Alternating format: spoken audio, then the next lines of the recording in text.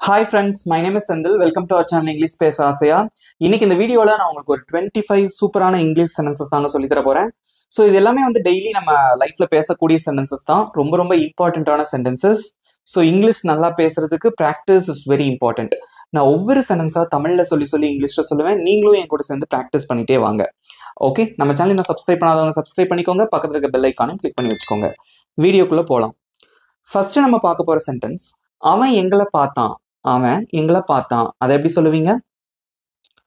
He saw us. He saw us. அவன் எங்களை பார்த்தான். நெக்ஸ்ட், அவன் எங்களை பார்த்தானா.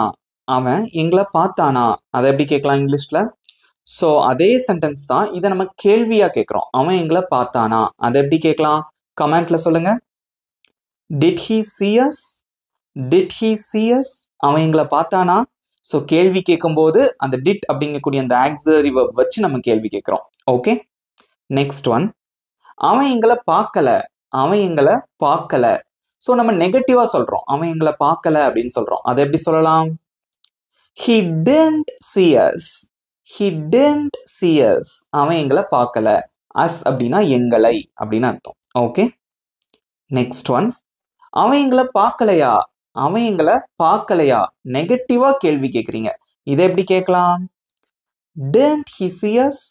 Didn't he see us? அவன் எங்களை பார்க்கலையா அப்படின்னு அர்த்தம். நெக்ஸ்ட் ஒன், நான் உங்களை அடுத்த வாரம் மீட் பண்ணுவேன். நான் உங்களை அடுத்த வாரம் சந்திப்பேன். அதை எப்படி சொல்லலாம்? இது வந்து ஃபியூச்சரை குறிக்கக்கூடிய ஒரு சென்டென்ஸ். இதை எப்படி சொல்லுவீங்க? I will meet you next week. I will meet you next week. நான் உங்களை அடுத்த வாரம் சந்திப்பேன். இந்த I will அப்படிங்கிற வார்த்தையை நம்ம எப்படியும் வாசிக்கலாம் அப்படின்னா I'll. I'll. I'll is a contraction of I will. I'll meet you next week. Next one, நீங்க எங்களை அடுத்த வாரம் சந்திப்பீங்களா. நீங்க எங்களை அடுத்த வாரம் சந்திப்பீங்களா அப்படின்னு கொஸ்டின் கேட்குறீங்க. அதை எப்படி கேட்கலாம்? Will you meet us next week? Will you meet us next week? நீங்க எங்களை அடுத்த வாரம் சந்திப்பீங்களா அப்படின்னு அர்த்தம். நெக்ஸ்ட் ஒன், நான் உங்களை அடுத்த வாரம் சந்திக்க மாட்டேன். நான் உங்களை அடுத்த வாரம் மீட் பண்ண மாட்டேன் அப்படின்னு நெகட்டிவா சொல்றீங்க. அதை எப்படி சொல்லலாம்? கமெண்ட்ல சொல்லுங்க. எப்படி சொல்லுவீங்க? I won't meet you next week. I won't meet you next week. நான் உங்களை அடுத்த வாரம் சந்திக்க மாட்டேன். won't அப்படின்னா மாட்டேன் அப்படின்னு அர்த்தம். ஓகே, நெக்ஸ்ட் ஒன், நீங்க எங்களை அடுத்த வாரம் சந்திக்க மாட்டீங்களா. நீங்க எங்களை அடுத்த வாரம் சந்திக்க மாட்டீங்களா. நெகட்டிவா ஒரு கொஸ்டின் கேட்குறோம். அதை எப்படி கேட்பீங்க? இதெல்லாமே வந்து சின்ன சின்ன சேஞ்சஸ் தான். ஓகேவா? ஸோ இதை எப்படி கேட்கலாம்? won't you meet us next week? won't you meet us next week? நீங்க எங்களை அடுத்த வாரம் சந்திக்க மாட்டீங்களா அப்படின்னு அர்த்தம். நெக்ஸ்ட் ஒன், நீங்க அங்க சென்று இருக்க வேண்டும். நீங்க அங்க போயிருந்திருக்கணும் அப்படின்னு சொல்லணும். ஓகே, ஸோ நேற்று வந்து ஏதோ ஒரு ஃபங்க்ஷனா இருந்திருக்கும், நீங்க அங்க போயிருந்திருக்க மாட்டீங்க. அப்ப சொல்லுவாங்கல்ல, நீங்க அங்க போயிருந்திருக்கணும், நீங்கள் அங்கே சென்று இருக்க வேண்டும். அதை எப்படி சொல்லலாம் இங்கிலீஷ்ல? You should have gone there. You should have gone there. நீங்க அங்க சென்று இருக்க வேண்டும். இதே இது கேள்வியா எப்படி கேட்கறதுன்னு பார்க்கலாம். நெக்ஸ்ட் ஒன், நான் அங்க போயிருக்கணுமா. நான் அங்கே சென்றிருக்க வேண்டுமா அப்படின்னு சொல்லி கேட்குறீங்க. இந்த கேள்வி எப்படி கேட்கலாம்? Should I have gone there? Should I have gone there? நாங்க சென்றிருக்க வேண்டுமா. பேச்சு வழக்குல நாங்க போயிருந்திருக்கணுமா அப்படின்னு அர்த்தம். ஓகே, நெக்ஸ்ட் ஒன், நீங்கள் அங்கே சென்றிருக்க கூடாது. நீங்க அங்க போயிருக்க கூடாது அப்படின்னு சொல்றீங்க. அதை எப்படி சொல்லலாம் இங்கிலீஷ்ல? சொல்லுங்க பார்க்கலாம். நெகட்டிவான ஒரு sentence. You shouldn't have gone there. You shouldn't have gone there. Shouldn't அப்படிங்கிறது வந்து should not அதோட சுருக்கமான வடிவம். அதை எப்படி வாசிக்கணும்? shouldn't. Okay, you shouldn't have gone there. நீங்க அங்க போயிருக்க கூடாது. நெக்ஸ்ட் ஒன், இதே இது கேள்வியா கேக்குறீங்க. நாங்க போயிருக்க கூடாதா. நான் அங்கே சென்றிருக்க கூடாதா அப்படின்னு கேட்போம்ல. அதை எப்படி கேட்கலாம்? ட்ரை பண்ணுங்க, கமெண்ட்ல சொல்லுங்க. ரொம்ப சிம்பிளான ஒரு sentence. Shouldn't I have gone there? Shouldn't I have gone there? நாங்க போயிருக்க கூடாதா அப்படின்னு அர்த்தம். நெகட்டிவான ஒரு கொஸ்டின். ஓகே, நெக்ஸ்ட் ஒன், அவர்கள் கைகளை கழுவினார்கள். அவங்க ஹேண்ட்ஸை வாஷ் பண்ணாங்க. அவர்கள் கைகளை கழுவினார்கள். அது எப்படி சொல்லலாம் இங்கிலீஷ்ல? ரொம்ப சிம்பிளா டெய்லி நம்ம பேசக்கூடிய ஒரு சென்டென்ஸ். எப்படி சொல்லுவீங்க?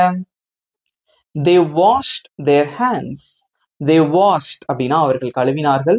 their hands அப்படின்னா அவர்களுடைய கைகளை. they washed their hands. next one, அவர்கள் கைகளை கழுவினார்களா? அவங்க கை கழுவினாங்களா அப்படின்னு கேட்போம்ல, அதை எப்படி கேட்கலாம்? did they wash their hands? did they wash their hands? அவர்கள் கைகளை கழுவினார்களா? நெக்ஸ்ட் ஒன், அவர்கள் கைகளை கழுவவில்லை. நெகட்டிவா சொல்றீங்க, அவங்க ஹேண்ட்ஸ் வாஷ் பண்ணல. அதை எப்படி சொல்லலாம்? they didn't wash their hands. they didn't wash their hands. அவங்க கைகளை கழுவவில்லை. நெக்ஸ்ட் ஒன், அவர்கள் கைகளை கழுவவில்லையா? கேள்வியா கேக்குறீங்க. அவங்க கைகளை கழுவவில்லையா கேள்வியா கேட்கிறோம். நெகட்டிவான ஒரு கொஸ்டின். இது எப்படி கேட்கலாம்? didn't they wash their hands? didn't they wash their hands? அவர்கள் கைகளை கழுவவில்லையா அப்படின்னு அர்த்தம். நெக்ஸ்ட் ஒன், அவனால் இந்த பிரச்சனையை புரிந்து கொள்ள முடியும். அவனால இந்த பிரச்சனையை புரிந்து கொள்ள முடியும். அதை எப்படி சொல்லுவீங்க இங்கிலீஷ்ல? he can understand this problem. he can understand this problem. அவனால் இந்த பிரச்சனையை புரிந்து கொள்ள முடியும். ஸோ கேன் அப்படின்னா முடியும் அப்படின்னு அர்த்தம். ஓகே, ஸோ அதை நம்ம எப்படி ரீட் பண்ணணும் அப்படின்னு பாருங்க. he can அப்படின்னு சொல்லக்கூடாது, he can சேர்த்து வாசிக்கணும். Okay, he can understand this problem. அவனால் இந்த பிரச்சனையை புரிந்து கொள்ள முடியும். நெக்ஸ்ட் ஒன், அவனால இந்த பிரச்சனையை புரிஞ்சுக்க முடியுமா? அவனால இந்த ப்ராப்ளமை புரிஞ்சுக்க முடியுமா அப்படின்னு கேள்வியா கேட்குறீங்க. இந்த கொஸ்டின் எப்படி கேட்கலாம்? can he understand this problem? can he understand this problem? அவனால இந்த பிரச்சனையை புரிஞ்சுக்க முடியுமா? ஸோ கேள்வி கேட்கும்போது அந்த கேன் அப்படிங்கக்கூடிய அந்த மாடல் வெர்பை முன்னாடி போட்டுருணும். அவ்வளவுதான், அதுதான் ஸ்டார்ட் ஆகும் கொஸ்டின். நெக்ஸ்ட் ஒன், அவனால இந்த பிரச்சனையை புரிஞ்சுக்க முடியாது. அவனால இந்த ப்ராப்ளமை புரிந்து கொள்ள முடியாது. நெகட்டிவா சொல்றீங்க, அதை எப்படி சொல்லலாம்? he can't understand this problem. he can't understand this problem. can't அப்படின்னா முடியாது அப்படின்னு அர்த்தம். கேனோட நெகட்டிவ் தான் can't. அதை இன்னொரு விதமா எப்படி வாசிக்கலாம் அப்படின்னா cannot அப்படின்னு சொல்லலாம். ஓகே, நெக்ஸ்ட் ஒன், அவனால இந்த பிரச்சனையை புரிஞ்சுக்க முடியாதா? அவனால இந்த பிரச்சனையை புரிஞ்சுக்க முடியாதா? ஸோ நெகட்டிவா ஒரு கொஸ்டின் கேட்குறீங்க. இதை எப்படி கேட்கலாம்? can't he understand this problem? can't he understand this problem? அவனால இந்த பிரச்சனையை புரிஞ்சுக்க முடியாதா அப்படின்னு அர்த்தம். நெக்ஸ்ட் ஒன், இதே கேள்வியை கொஞ்சம் மாத்தி கேட்கலாம். ஏன் இந்த பிரச்சனையை அவனால புரிஞ்சுக்க முடியாது? ஏன் இந்த பிரச்சனையை அவனால புரிஞ்சுக்க முடியாது? இதை எப்படி கேட்பீங்க? ரொம்ப சிம்பிளான ஒரு கொஸ்டின். ஒரே ஒரு வார்த்தையை நம்ம எக்ஸ்ட்ரா சேர்க்கிறோம். why can't he understand this problem? why can't he understand this problem? ஏன் அவனால இந்த பிரச்சனையை புரிஞ்சுக்க முடியாது? ஸோ ஒரு நெகட்டிவான ஒரு கொஸ்டின்.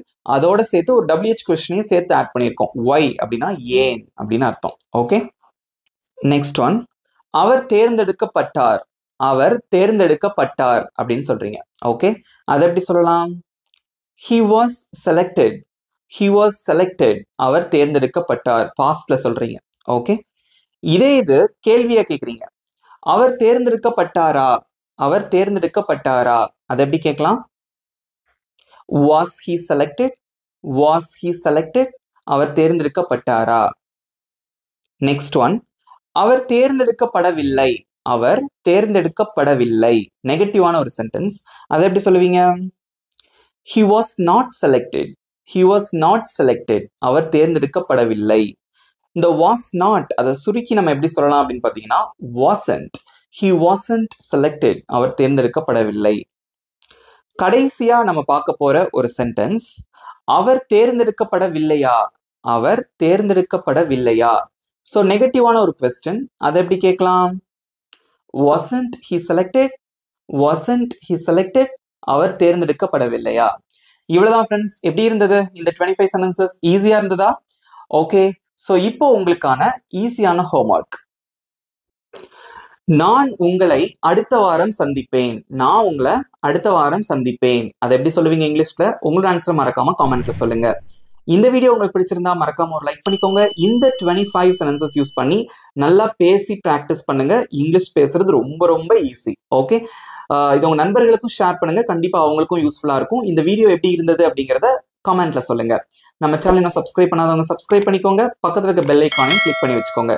இதே மாதிரி ஒரு சூப்பரான டாபிக்கோட நெக்ஸ்ட் வீடியோல நான் உங்களை மீட் பண்றேன். Thank you friends.